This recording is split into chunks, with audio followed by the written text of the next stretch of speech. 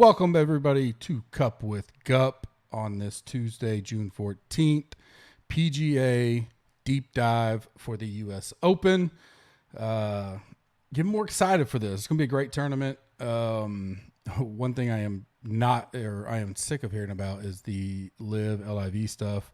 Definitely getting old on me on that. Hopefully it gives us some leverage parts this week, though. That's about the only time I'll be mentioning it or even discussing it. But besides that deal, that's the only thing. So you're watching these press conferences and stuff, and like half of it's, all about that. And you can tell the frustration with the players. They're like, hey, we're here for the U.S. Open. I mean, I get it.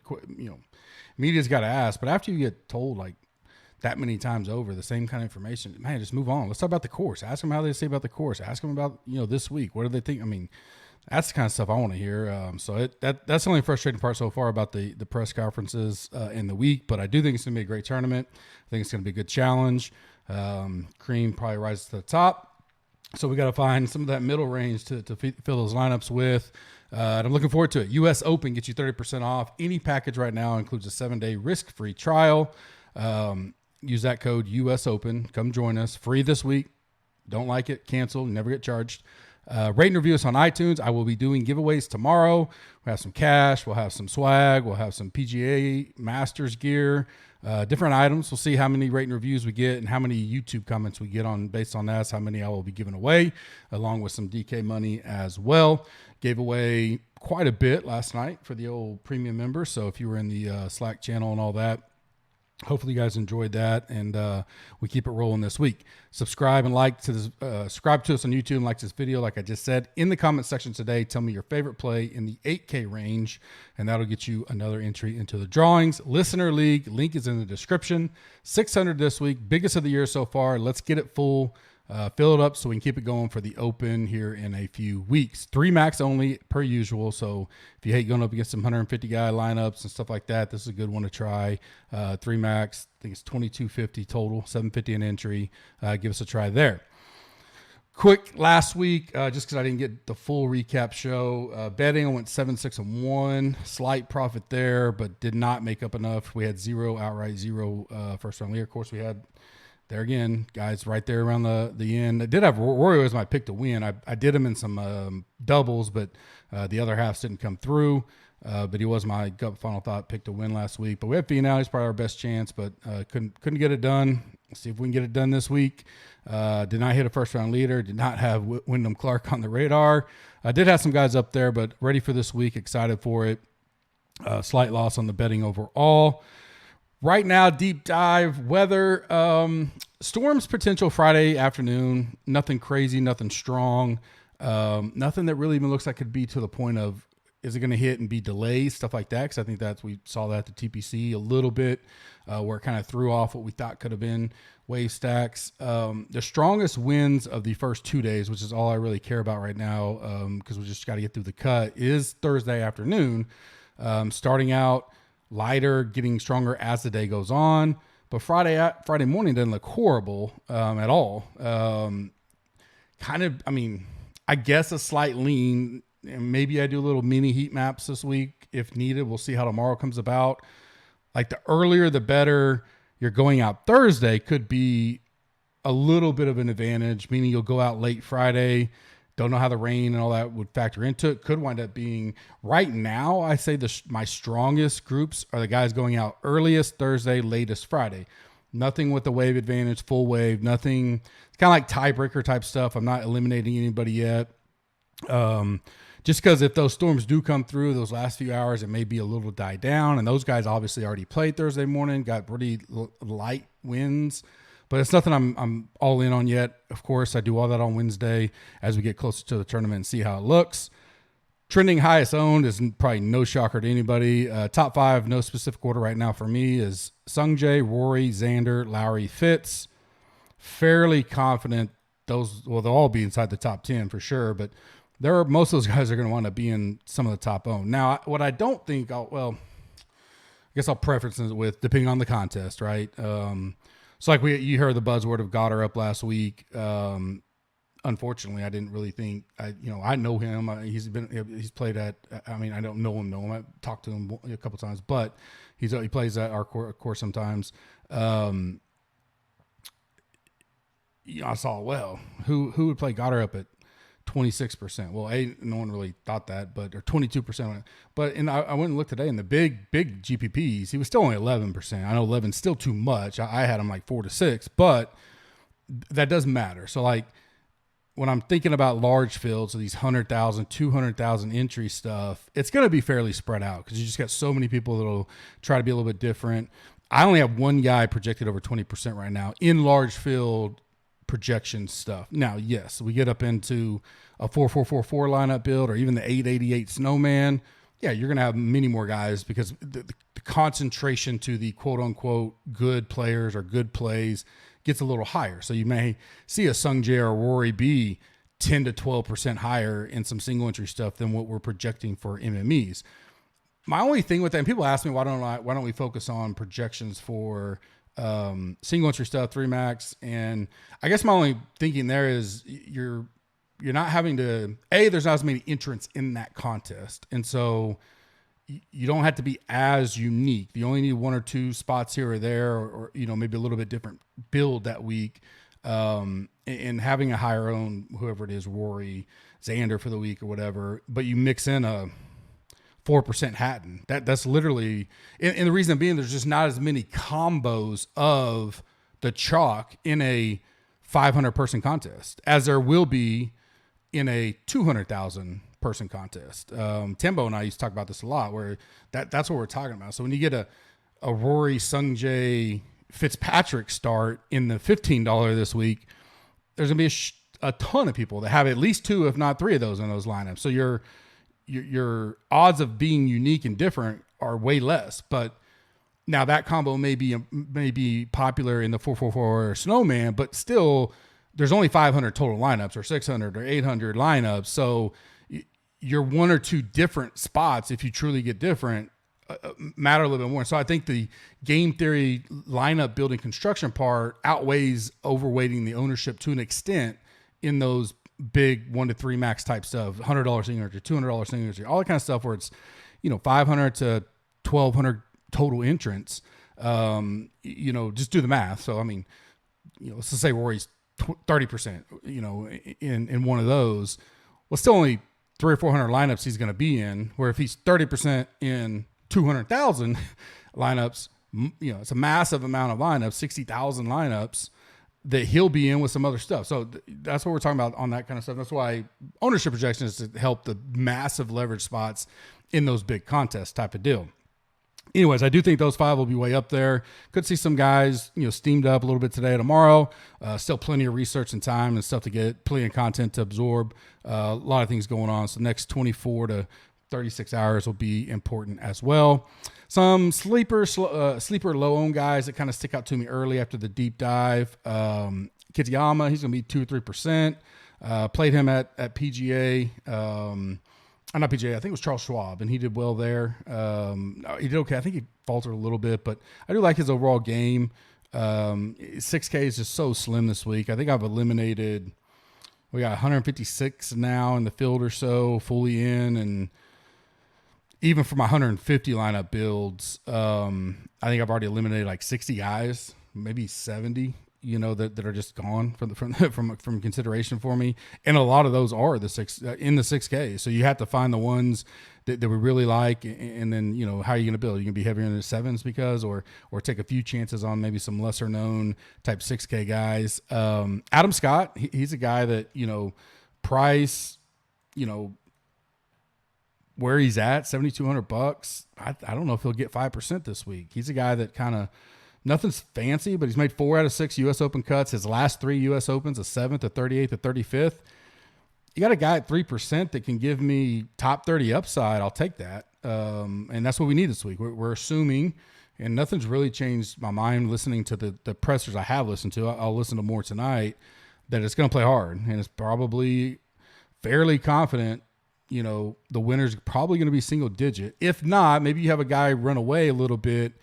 Majority of the top 20 will be flirting around, I would say, even or harder. Remember, Bryson was the only one 2 years ago that even finished under par. The entire rest of the field was Wolf shot 5 over, and finished even, then everybody else was over par. So I think we see something similar to that this week.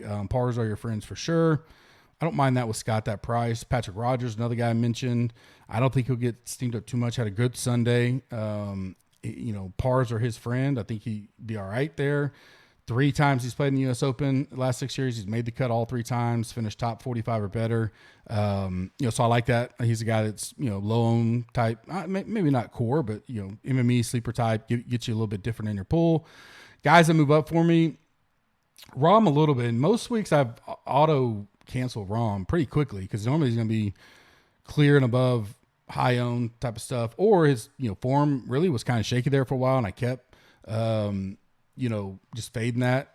A little worried about the short game and stuff like that, but at times we know he has it. He's just been off a little bit, but it's hard to do a course fit model for these kind of weeks, because especially US Open, because they set it up so differently that even courses that may look like this, or feel like this tough test, it's still not going to be that true test. But he's number 1 in my course fit, looking at comp courses, all that kind of stuff we bring into it.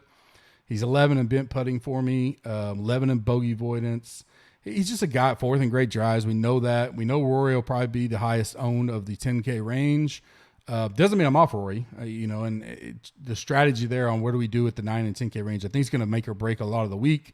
But he's a guy that I haven't eliminated, and so I definitely, he's still up there for me. Has moved up a little bit in my eyes, my rankings overall. Spieth is another guy that's kind of moved up.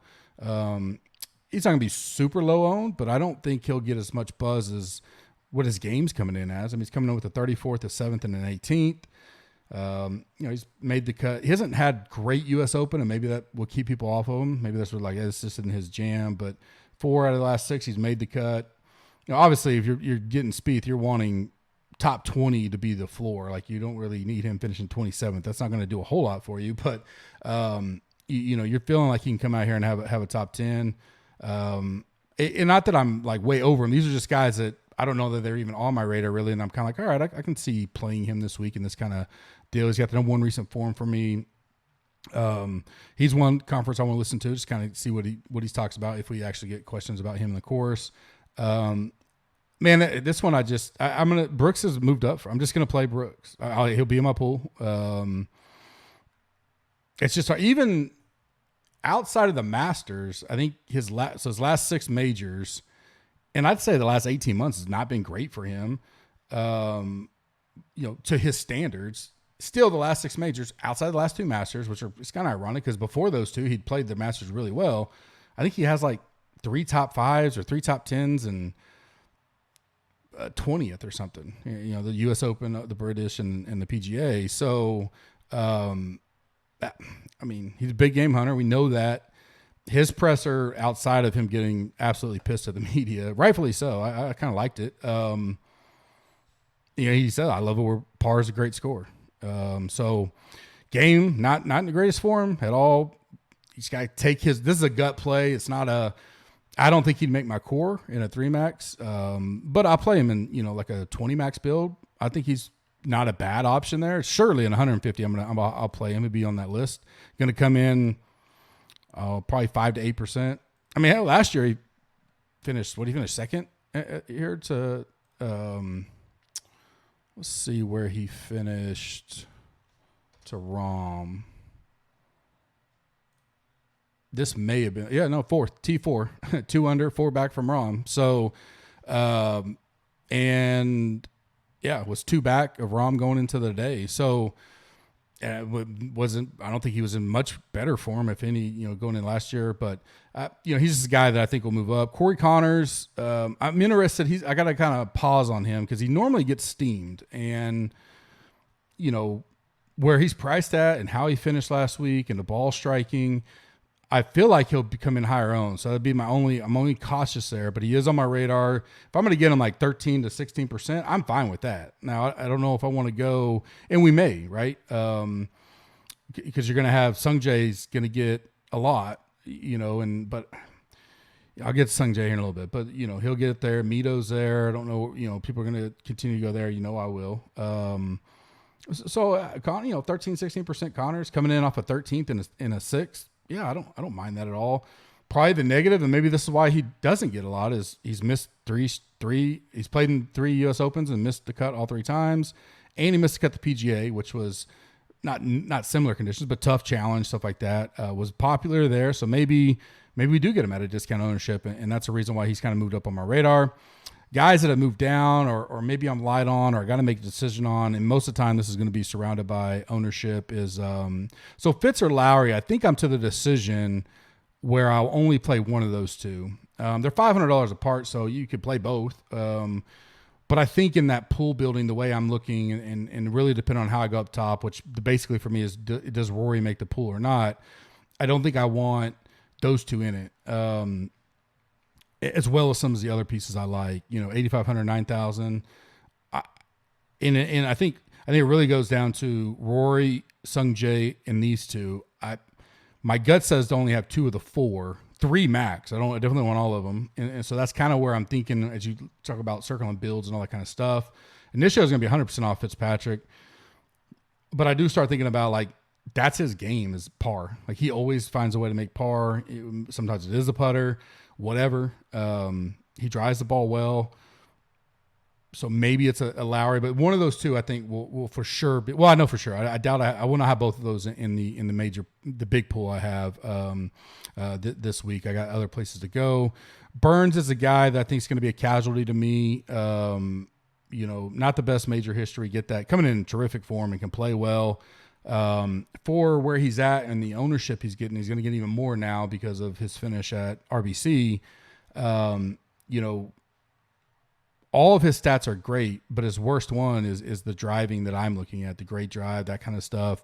The course fit deal I talked about so my course fit model, Rahm's 1, Rory's 7, Xander 6, Willie Z's 9, Scheffler's 4. So, I mean, there's some validity to that. Spieth 10, Burns is 76. So that kind of, I don't want to say it puts me off of him, but at that price in that area where I'm going to have to find guys to kind of be off of, maybe he's a guy that's kind of moved down for me. Homa, same way. Homa kind of goes with the Finau, not really Sung Jae. Probably Homa Finau is like, where do I go there? Finau is going to be steamed up a little, coming off the great finish last week, and really been playing a lot better. Homa's still getting, I think, pretty decent. I think they're going to be pretty close in ownership. Homa's coming in great form. 13th at the PGA, 23rd at the Charles, 5th at Memorial. So, he's played majors better. I think that's been spun up in the kind of industry as well. He's another guy, 56th in great, the great drive stuff that I talked about earlier. But when he shows up and goes, he goes, right? He's 57th in bogey avoidance. That kind of worries me a little bit. But like going back to Winged Foot, that one field, I think he shot 14 over the first 2 days. So totally different guy now. But those things, it's slight, right? You're trying to build that pool and cut a few guys out. I like both Burns and Homa, but if I don't want to put Burns, Homa, Finau, I mean, all those guys in your pool, you got to make some slight cuts there. Wise is a guy that's probably an easy cut for me. I don't know how much ownership he'll get. It'll be double digit, but nothing crazy. 23rd at PGA, 2nd at Memorial, which are great. I mean, that probably going to keep him even being higher. There's other guys in that area that I think I want to be on a little bit better. And then Sung Jae, I think, will be the biggest decision for me. I'll have more clarity on that, kind of where I'm looking tomorrow. Right now, I'm on the fence of just not playing him, or being light, not having him in my 3 max, and maybe just being better on like the big 150 build or something like that. 7,600, I get it, but there's guys there that I'm not. I like Sanjay a lot, but Fleetwood, $100 more, Connors $200, $300 more, Mito. Not that Mito's on his level, but if we see that high of Sungjae love, more times than not, me being able to cut out a guy Bradley right underneath him for $100. I don't mind him, although he has horrible U.S. Open history. So that's the toughest decision there is where do I go there, and that'll dictate how I handle the rest of the board. That kind of, a lot of people got to do it this week, but that Sung Jae's a guy that's on the fence for me. I really got to hammer down, look at some stuff tonight, see what I like there. Staying strong for me, Willie Z, Mito, Cam Young, Neiman. I don't think I can get off any of those guys. I'm gonna ride it. Riley's right there. Riley's probably my least favorite of all of them, but he's also the cheapest. So, he's going to fit in some stuff. He's coming in with great form. Or a little bit about his driving at times, but, he'll be in my pool. It's just my strong, guys are going to be up there considered for my core. Those 4 I'm keeping on. Leverage plays are pretty clear and easy right now. 10K range is Cam Smith and Morikawa. It's not close. They're probably the lowest owned for sure. 9K range, DJ and Hovland. Again, not close there. And then 8K range is Brooks and Hatton. Horschel's a little bit higher owned, but still way less than the other, 6 or 7 guys in that range. So he could kind of be thrown in that mix as well. But Brooks and Hatton will be clear leverage spots. Don't know out of all those how many I get to. DJ at 5% is going to be hard for me to pass up. Probably would be in my 150 builds, but I just worry about his driving. He just had such a struggle with that. And with his mentality, I don't know where he's at altogether. Where Brooks, I know he's here to win. I feel confident enough about that I would play Brooks at the same 5-6% ownership. Although we've seen DJ and seen him around more, but maybe I just bet DJ, and if he wins, I get some love there. But if he gets off and he's got the pay, you can say he got the paycheck, whatever. I gotta still think he's here to compete. That'll be a tough one for me. But those are all the easy leverage plays. I don't think that'll really change much by tomorrow. Tomorrow I'll do my final thoughts pod. We'll wrap everything up. E9 probably tomorrow evening. I get with Kenny Kim on that. I'll do the giveaways. Rate and review us. Subscribe on YouTube. Leave a comment. That gets you in all the drawings. The more people we get on that, the more rate and reviews, the more I will give away. I'll have my prize picks, props for tomorrow, my one and done, final 5 tomorrow on the pod, all that stuff. Come join us now. PGA champ. Oh, I'm sorry. Wrong one. U.S. Open. U.S. Open gets 30% off. 7-day trial included. Go sign up for a month. You get this week free. That'll get you into the British, and then we start rolling into NFL and all that kind of stuff. It's going to be a fun couple months as we lead up to the fall and football. Looking forward to it. Hope you guys have a blessed Tuesday, and I will see you tomorrow.